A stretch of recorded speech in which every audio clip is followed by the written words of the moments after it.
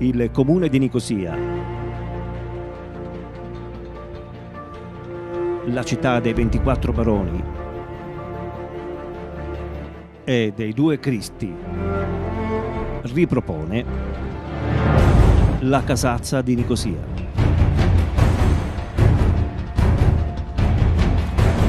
Il culmine della passione di Cristo.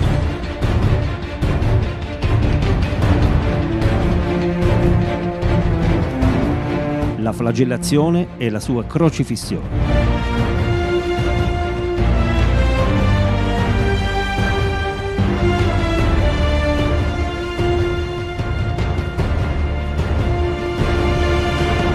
La casazza di Nicosia 2018.